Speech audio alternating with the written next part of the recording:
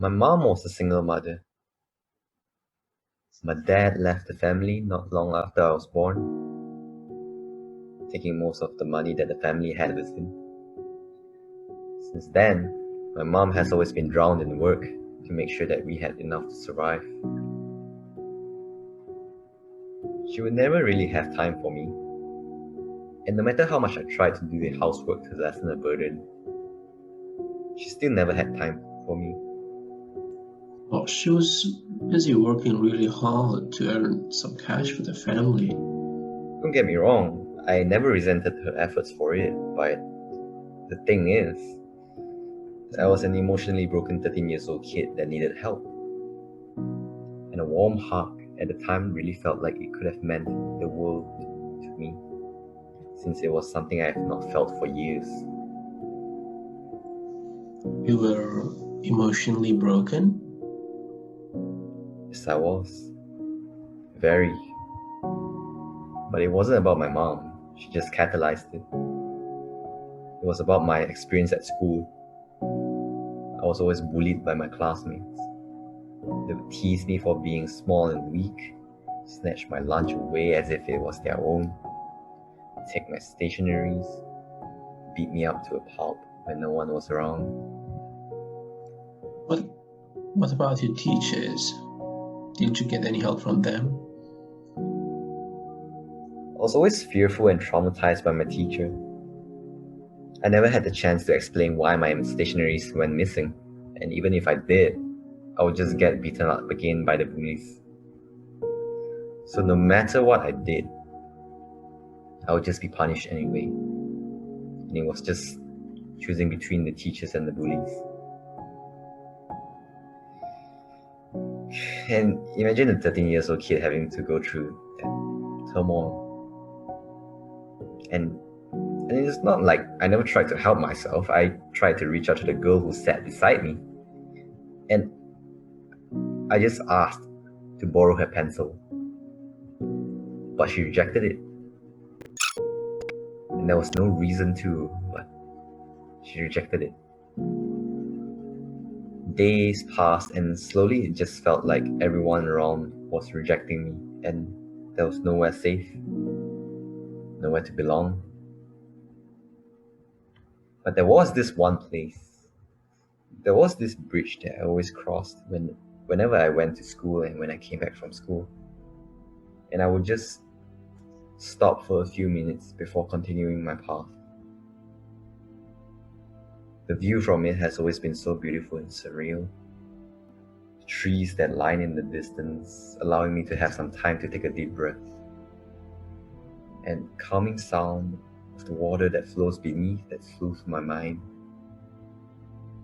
Warmth of the sunrise and sunset when going to school and going home that melted my heart. And for some reason, there was never anyone there except me. It felt like that place and those moments belonged to me, and only me. The sun gave me what I could not get from those around me, which was the warmth and a few minutes of daily peace. And that was unattainable anywhere else, and just felt so serene.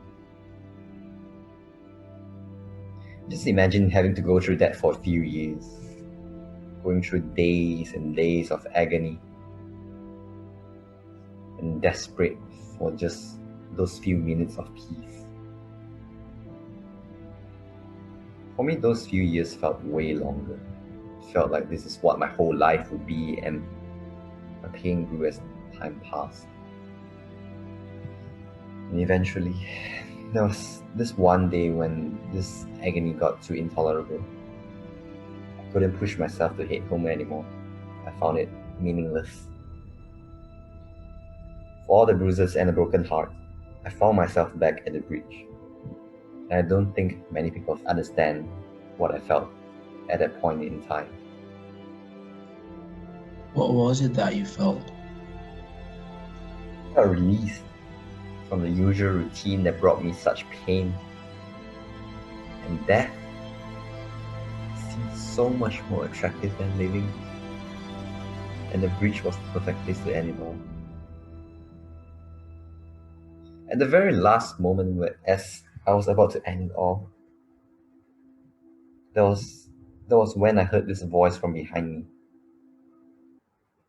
Are you alright? I started crying before I even turned around to see who it was, because it was something I never heard for as long as I can remember. Those words gave me enough to believe that I'm still cared for in this world.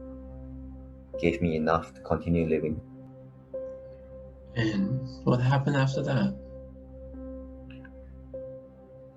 She listened to my stories and struggles, that person, and that's all she did. At that point, I realized that all I needed was not someone to resolve my problems, but all I wanted was someone to listen. When I mentioned about my relationship with my mom to her, she encouraged me to speak to my mother about it, which I have always tried to do so.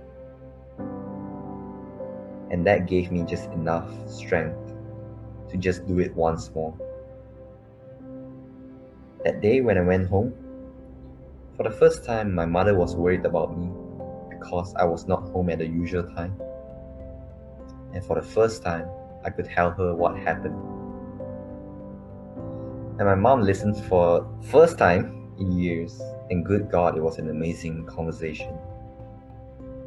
And that was also the time when I first saw my mother cry since the divorce with my father years ago.